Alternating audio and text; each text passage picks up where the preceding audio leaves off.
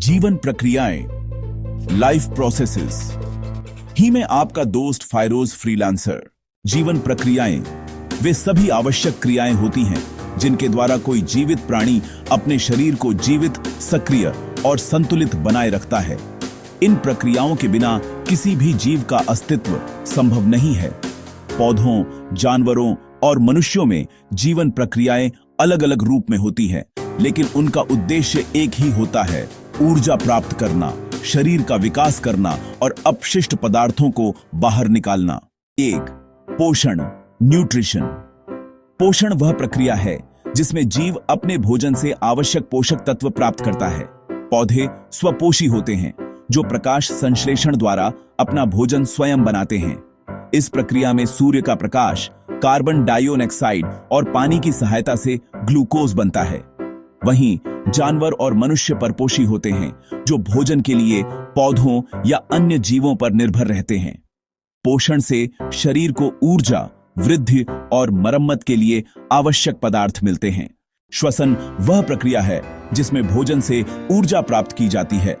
इसमें ऑक्सीजन की सहायता से भोजन का अपघटन होता है और ऊर्जा निकलती है। यह ऊर्जा शरीर की सभी क्रियाओं जैसे चलना, सोचना और काम करने के लिए आवश्यक होती है। श्वसन 2 प्रकार का होता है: वायवीय, ऑक्सीजन की उपस्थिति में, और अवायवीय, ऑक्सीजन की अनुपस्थिति में। परिवहन प्रक्रिया के अंतर्गत भोजन, जल, ऑक्सीजन और अन्य आवश्यक पदार्थ शरीर के एक भाग से दूसरे भाग तक पहुंचाए जाते हैं। पौधों में जाइलम और फ्लोएम ऊतक इस कार्य को करते हैं। मनुष्यों और जानवरों में हृदय, रक्त और रक्त वाहिनियां परिवहन तंत्र का हिस्सा होते हैं। उत्सर्जन वह प्रक्रिया है जिसमें शरीर से अपशिष्ट और हानिकारक पदार्थ बाहर निकाले जाते हैं।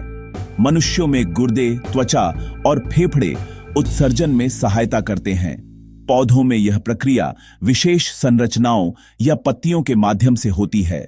निष्कर्ष: जीवन प्रक्रियाएं किसी भी जीव के अस्तित्व के लिए अत्यंत आवश्यक है।